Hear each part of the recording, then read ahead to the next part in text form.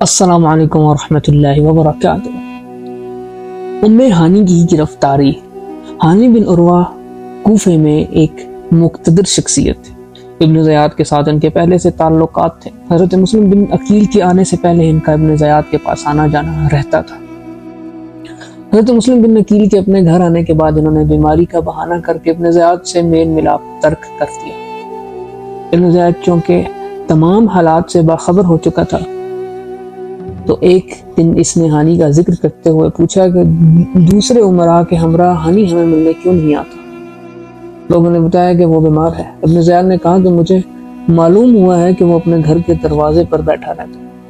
اس کے بعد چند امراء ہانی کے پاس گئے اور کہا کہ ابن زیاد کو آپ سے کچھ بدگمانی ہو گئی ہے، اس لیے آپ ہمارے ساتھ چلیں تاکہ صفائی ہو جائے اور بدگمانی دور ہو جائے۔ ہانی اندر گئے اور حضرت مسلم بن عقیل سے بات کی اور تیار ہو کر امراء کے ساتھ ابن زیاد کے پاس چلے گئے۔ گورنر ہاؤس پہنچ کر جب ہانی نے ابن زیاد کو سلام کیا تو اس نے سلام کا جواب نہ دیا۔ ہانی اس سلوک پر متعجب ہوئے اور دل میں کھٹکا اور خوف محسوس ہوا۔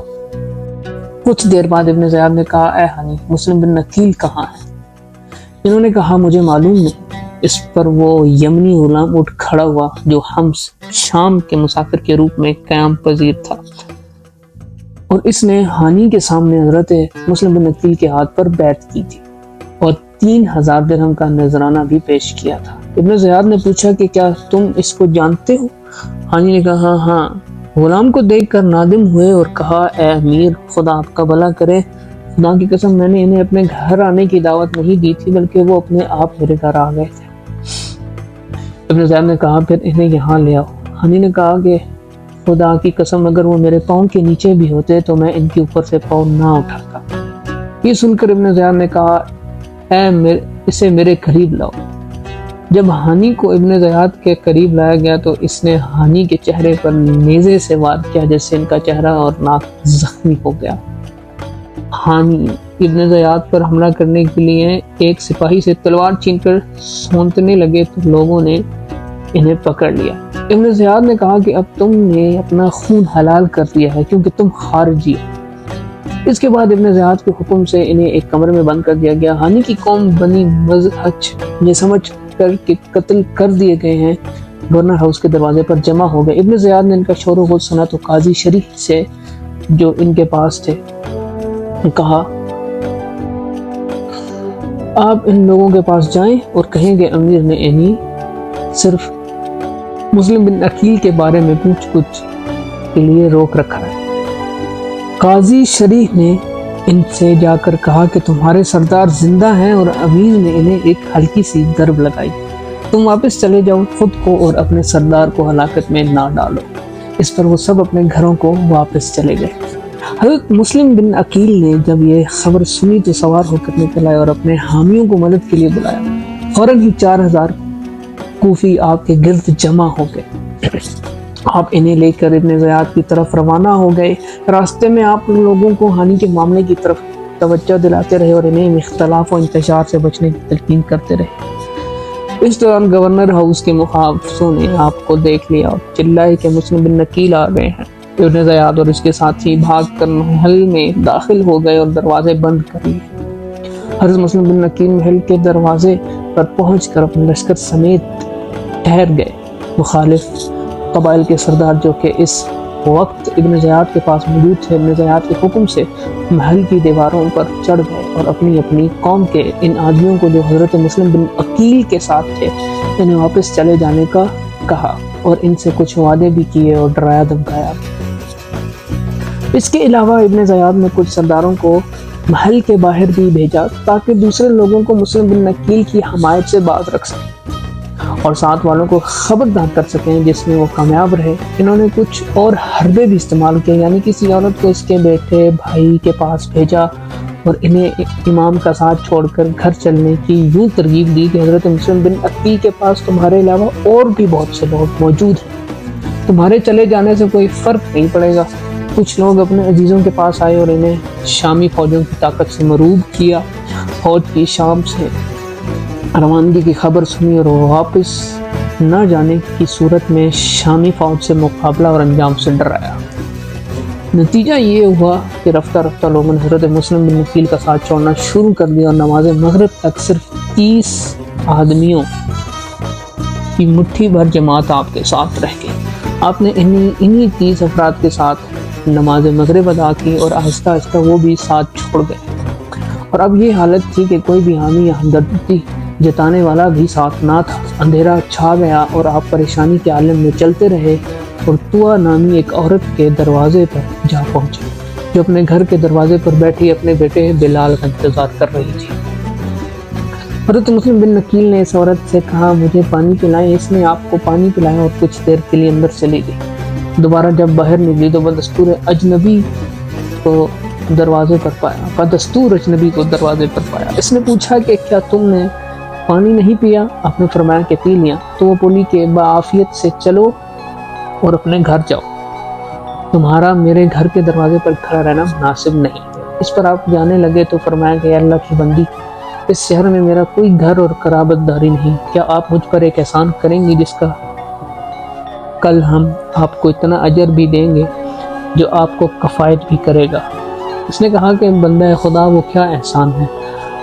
آپ نے کہا کہ میں مسلم بن نقیل ہوں اور اس قوم نے مجھ سے جھوٹ بولا اور دھوکہ دیا ہے۔ اس نے کہا کہ آپ مسلم بن نقیل ہیں؟ آپ نے فرمایا کہ ہاں۔ اس عورت نے کہا کہ آپ اندر آ جائیں۔ پھر اس عورت نے آپ کے لیے ایک علیحدہ کمرے میں بچھونا بچھا دیا اور رات کو کھانا پیش کیا، مگر آپ نے کھانا نہ کھایا۔ تھوڑی دیر بعد اس عورت کا بیٹا بھی آ گیا۔ جب اس نے اپنی ماں کو بار بار اس کمرے میں آتے جاتے دیکھا تو پوچھا کہ معاملہ کیا ہے؟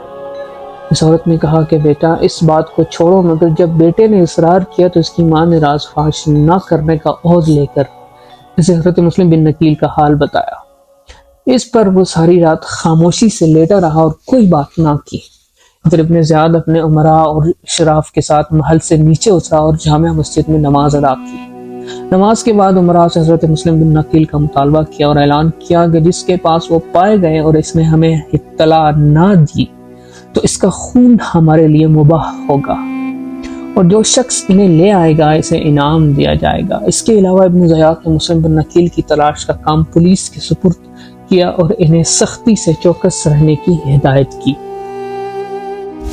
علل صبح اس بڑھیا کے بیٹے نے بھاگم بھاگ عبد الرحمن بن محمد بن اشعث کو امام مسلم کے اپنے گھر میں موجودگی کی اطلاع جا پہنچائی، جس نے اپنے والد سے ابن زیاد کے دربار میں سرگوشی کی۔ عبد الرحمن کا باپ اس وقت ابن زیاد کے پاس بیٹھا تھا۔ ابن زیاد نے پوچھا کہ تم سے کیا کہا گیا ہے؟ تو اس نے مسلم بن نقیل کی خبر کے بارے میں بتا دیا۔ ابن زیاد نے اپنی چھڑی سے اس کو پہلو میں ہلکا سا ٹھوکا دیا اور اسے کہا کہ اٹھو، اسے ابھی میرے پاس لے آؤ۔ ابن زیاد نے عمر بن حریث مخزومی جو کہ ایک پولیس افسر تھا کو 70-80 آدمیوں کے ساتھ عبد الرحمن اور محمد بن اشعث کے ہمراہ حضرت مسلم بن نقیل کی گرفتاری کے لیے بھیج دیا۔ حضرت مسلم کو اس وقت خبر ہوئی جب اس مکان کا گھیراؤ کر لیا گیا جس میں آپ موجود تھے۔ جب وہ لوگ مکان میں داخل ہوئے تو آپ تلوار لے کر کھڑے ہو گئے اور 3 بار انہیں مکان سے باہر دھکیلا، مگر آپ کے اوپر اور نیچے ان کے دونوں ہونٹ زخمی ہو گئے۔ اس کے بعد وہ پتھر برسانے لگے اور آگ کے گولے اندر پھینکے جس سے آپ کا دم گھٹنے لگا، اس لیے آپ تلوار لے کر باہر آ گئے اور ان سے مقابلہ کرنے لگے۔ اس پر عبد الرحمن نے آپ سے امان اور پناہ دینے کا وعدہ کیا اور اس طرح سے آپ کو گرفتار کرنا آسان ہو گیا۔ ابن زیاد کے سپاہیوں نے آپ سے تلوار چھین لی اور سواری کے لیے خچر لے آئے۔ اب آپ کی ملکیت میں سوائے آپ کی ذات کے اور کوئی چیز باقی نہ رہی۔ اس وقت آپ نے سمجھ دیا کہ مجھے قتل کر دیا جائے گا۔ کچھ سوچ کر آپ کی آنکھوں سے آنسو جاری ہو گئے۔ یہ دیکھ کر ایک شخص عبداللہ بن عباس سلمی نے کہا کہ جس چیز کے طلبگار ہو اس کے طلبگاروں پر جب کوئی مصیبت آ پڑے تو وہ رویا نہیں کرتے۔ آپ نے جواب دیا، باخدا میں اپنے لیے نہیں روتا اور نہ ہی اپنی موت پر روتا ہوں، بلکہ میں تو حضرت امام حسین اور آل امام کے لیے روتا ہوں۔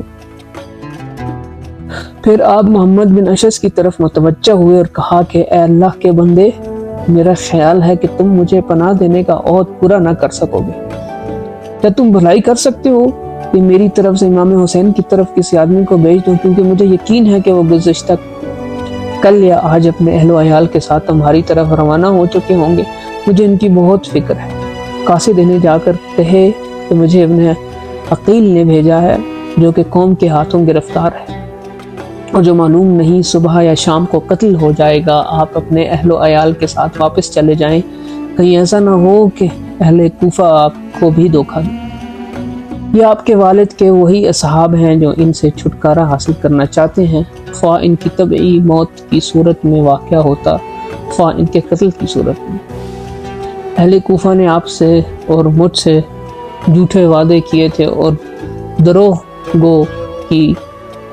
گوئی کی رائے نہیں ہوتی، اور دروغ گوئی کی کوئی رائے نہیں ہوتی۔ اس پر ابن اشعث نے کہا کہ خدا کی قسم میں یہ کام ضرور کروں گا۔ ابن اشعث نے وہ ساری باتیں جو حضرت مسلم بن عقیل نے کہی تھی خط میں لکھ کر ایک شخص کو سواری کا جانور اور اہل و عیال کا خرچ دے کر روانہ کر دیا۔ وہ شخص کوفے سے روانہ ہو کر 4 راتوں کی مسافت پر حضرت امام حسین سے ملا۔ انہیں حضرت مسلم بن عقیل کا خط دیا اور سارے حالات گوش گزار کیے۔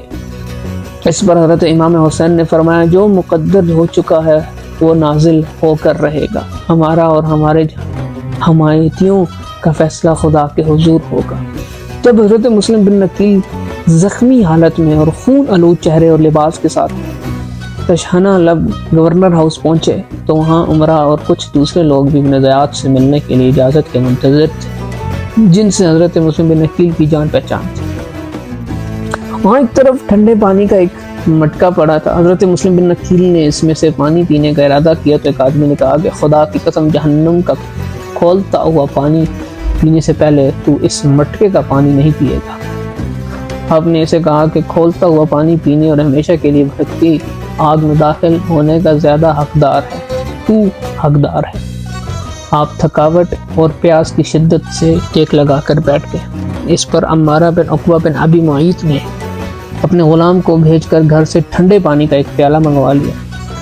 عمارہ کا غلام پانی بھر بھر کے آپ کو دینے لگا، مگر 3 بار کی کوشش کے باوجود آپ پانی حلق سے نیچے نہ اتار سکے، کیونکہ اس میں چہرے کا خون مل جاتا تھا۔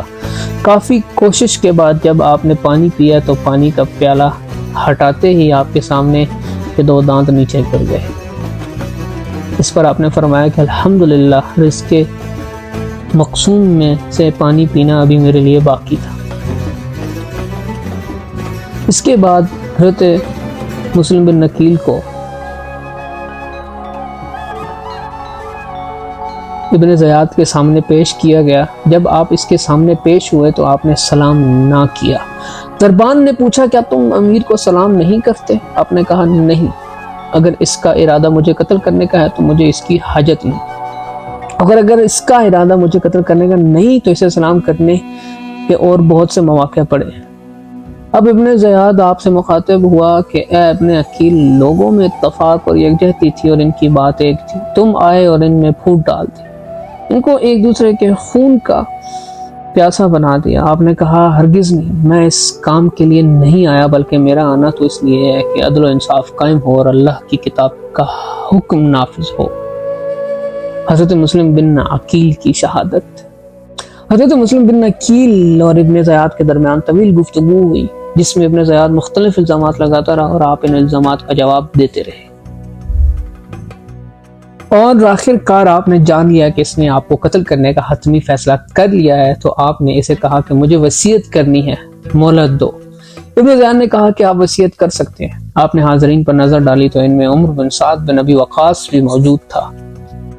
آپ نے اسے کہا کہ عمر، تم سے میری قربت داری ہے، میرے ساتھ محل کے ایک گوشے میں چلو تاکہ تم سے اکیلے میں بات کر سکوں۔ لیکن عمر بن سعد نے آپ کے ساتھ جانے سے انکار کر دیا۔ آخر ابن زیاد نے اس کی اجازت دے دی اور وہ ابن زیاد کے قریب ہی علیحدگی میں کھڑا ہو گیا۔ حضرت مسلم بن عقیل نے کہا کہ مجھے 700 درہم قرض دینے ہیں، تم میری طرف سے یہ قرض ادا کر دینا، ابن زیاد سے میری لاش مانگ کر دفن کر دینا، اور حضرت امام حسین کو میرا پیغام دے دینا کہ وہ کوفے کی طرف ارادہ نہ کریں۔ میں نے ان کو لکھا تھا کہ لوگ آپ کے ساتھ ہیں۔ میرا خیال ہے کہ وہ روانہ ہو گئے ہوں گے۔ کوفے میں میرے دو بچے قسم پرسی کی حالت میں ہیں جو ابھی کچھ دیر بعد یتیم ہو جائیں گے۔ ان کو میرے بھائی حسیب کے پاس پہنچا دینا۔ عمر بن سعد نے حضرت مسلم بن عقیل کی تمام باتیں ابن زیاد کو بتا دی۔ اس نے تمام وصیتوں پر عمل کی اجازت دے دی۔ اس کے بعد ابن زیاد کے حکم سے حضرت مسلم بن عقیل کو گورنر ہاؤس کے اوپر لے جایا گیا۔ وہ تکبیر و تحلیل اور تسبیح استغفار اور درود پاک پڑھتے اوپر چڑھ گئے اور دعا مانگی کہ اے اللہ تو ہمارے اور اس قوم کے درمیان فیصلہ فرما دے جس نے ہمیں دھوکہ دیا اور ہمارا ساتھ چھوڑ گئے ہیں۔ اس کے بعد جلاد نے آپ کا سر مبارک تن سے جدا کر دیا۔ ابن زیاد نے ہانی بن عروہ کے قتل کا حکم دیا۔